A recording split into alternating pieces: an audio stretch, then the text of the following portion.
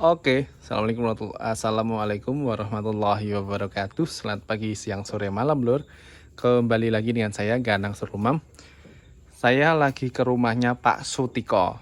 Saya mau bercerita pengalamannya beliau. Itu beliau di sana, namanya Asmani sinten, Pak? Pak Iska, sorry, saya revisi, namanya Pak Iska. Beliau tadi ada kepentingan dengan saya itu dengan 3 metode, 1 PKB ini, yang satu pedet yang sana cacingen, yang sana kena BF atau demam 3 hari. Nah, kita bahas satu-satu ya. Sapi sing paling wetan mriko niku pirang dinten sing mboten doyan mangan? Kalih dinten. Jadi saya translate ya. Sapi yang sana paling ujung itu tidak nafsu makan sudah 2 hari. Nah, ditandai dengan demam, nafasnya ngos-ngosan. Beliau tadi bilang seperti itu. Terus istrinya tadi telepon sama saya, Mas, kira-kira kenapa? Ya nggih, mungkin saja sapi itu kena demam. Tapi ternyata hari ini masih demam tinggi, artinya 3 hari nggih. Pon 3 hari niki nggih. Nah, berarti sapi ini sudah demam 3 hari nggih. Nah, sapi posisi demam niku tesih purun mangan mboten? Tesih purun mangan. Kathah mboten mangane? Kathah mboten mangan, itu mau purun mangan kalau berdiangi. Nggih. Jadi beliau cerita kemarin 2 hari yang lalu masih mau makan, tapi tidak sebanyak biasanya. Terus kemudian tadi kasih bediang seperti ini, bediang atau penghangat, itu biar gunanya hangat kandangnya. Nah, jadi ngeten, Pak. Sing niki sapine jenengan niku kena demam. Cara basa Jawane katisen. Nah, niki lumrah karena lingkungan ini lagi ada perubahan musim antara musim panas dan musim hujan. Jadi yang namanya kelembapan tinggi itu biasanya senenge sapi katisen. Bukan cuma sapine jenengan rasan yang sapine katisen atau lagi demam, tapi banyak beberapa ekor yang demam, kayak gade Pak Sanusi kemarin nggih demam. Alhamdulillah sae. Terus gade sinten tiang kidul kali sinten kidul proliman nonton tiang kalih nggih alhamdulillah bagus nggih, Pak Barun nggih sae niku. Nggih, alhamdulillah kemarin sudah bagus. Tapi intinya begini, Pak. Nek gadah sapi, karena musim pancaroba seperti ini kadang mulai situasinya kan panas udan. Kadang sapinya dibuat ke jamu. Jamu ini dikasih kunir sama temulawak. Diminumkan. Jadi kunir sama temulawak itu untuk kunire, misal awaknya lagi meriang, itu bisa buat antipretik dan analgesiknya atau penurun panas dan penghilang rasa nyerinya. Terus untuk temulawak itu saged kangge merangsang nafsu makan. Ngoten nggih. Nah niki tadi beliau karena sudah terbiasa konsumsi vitamin setiap kali sapinya demam, dan beliau tanya, Mas punya vitamin enggak? Nah, karena seperti biasa saya ada produk vitamin yang saya pakai itu ini produk teman saya sebenarnya, tapi beliau mempercayakan saya. Ini belum saya launching, tapi insya Allah saya launching besok mulai tahun depan 2022. Nanti akan saya share di Shopee. Seperti biasa, linknya akan di bawah video ini. Ini karena belum ada nama produknya, jadi nanti coba kita diskusikan sama yang punya produk karena nanti bagnya dikasih nama apa gitu, karena saya tidak punya wewenang untuk memberikan nama ini karena itu. Ngeten Pak, untuk vitamin niki,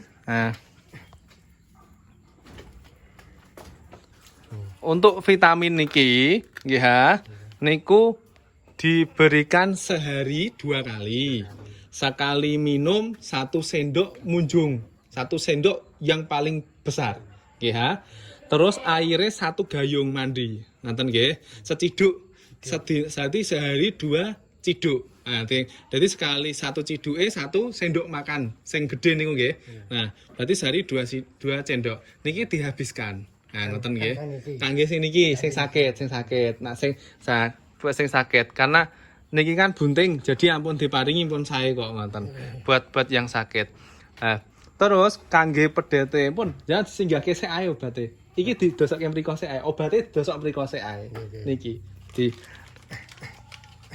kan untuk kangge sing pedete sing niki, sik cacingan niku wau jenengan ngendikan, besok bisa diberikan obat cacing. Banyaknya berapa? Setengah dosis dari sapi dewasa.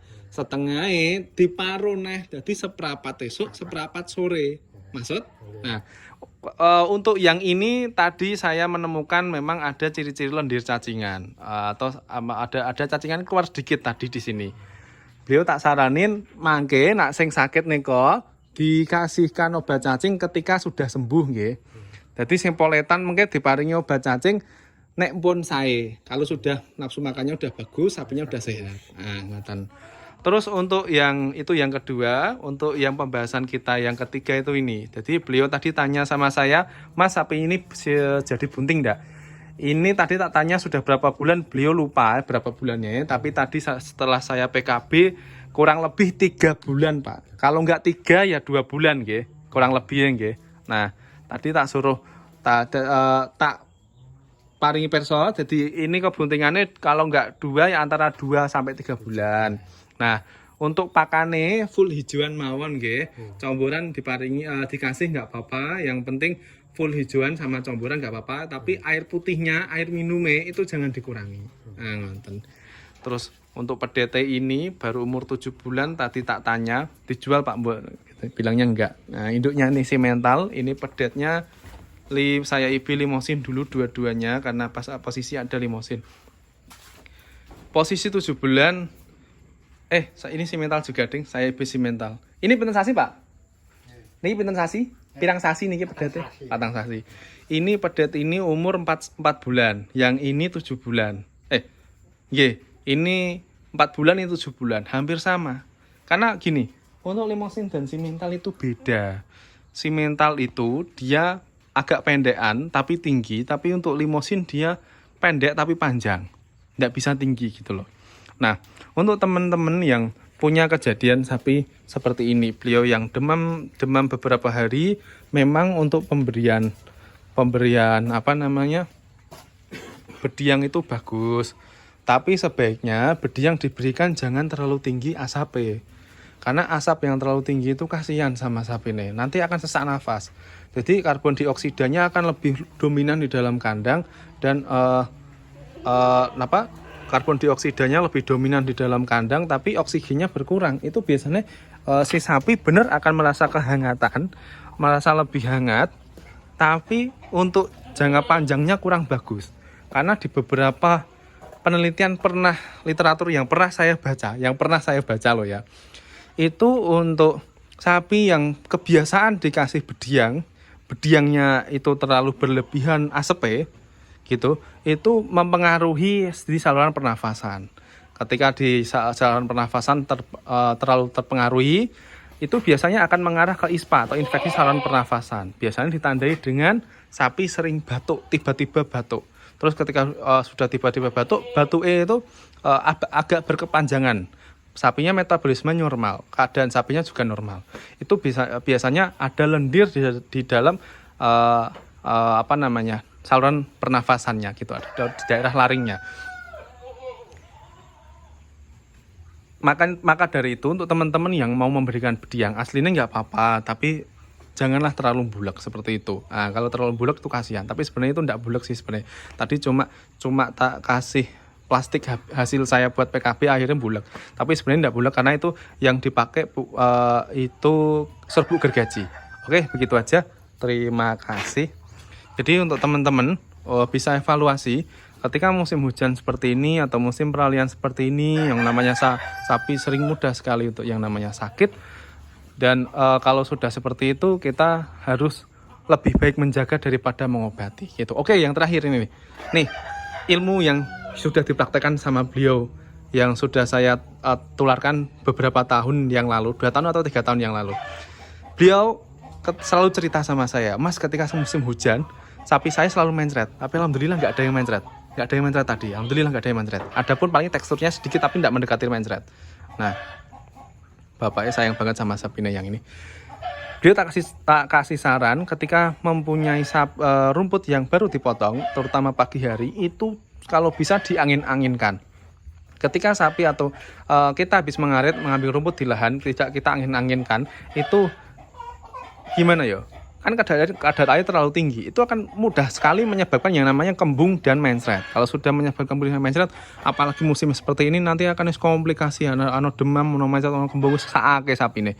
Kasihan kewan. Jadi kalau teman-teman punya rumput, sudah buru-buru untuk mencari rumput pagi hari, ya nggak apa-apa, tapi sebaiknya mencari rumputlah di atas jam 9 pagi, karena ketika di bawah jam 9 pagi, telur cacing itu masih ada di ujungnya. Tapi kalau teman-teman memang punya waktunya seperti itu, jam waktunya di situ untuk mencari rumput, kita bisa toleransi dengan cara pemberian obat cacing yang teratur 2 bulan sekali atau 3 bulan sekali gitu. Itu nggak apa-apa sih.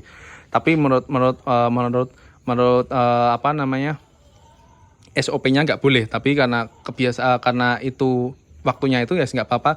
Yang penting obat cacingnya diberikan. Terus setelah mengambil rumput muda, biar sapi tidak terlalu mencret, tidak kembung dan sejenisnya, coba untuk dilayukan atau dibiarkan seperti ini, diurah atau diangin-anginkan, karena itu bisa mengurangi kadar air dan ketika kita habis mencari rumput kita masukkan dalam dalam karung dan tidak kita angin-anginkan, itu akan ada perubahan di situ. Nah, perubahan itu bisa menyebabkan kembung dan mencret.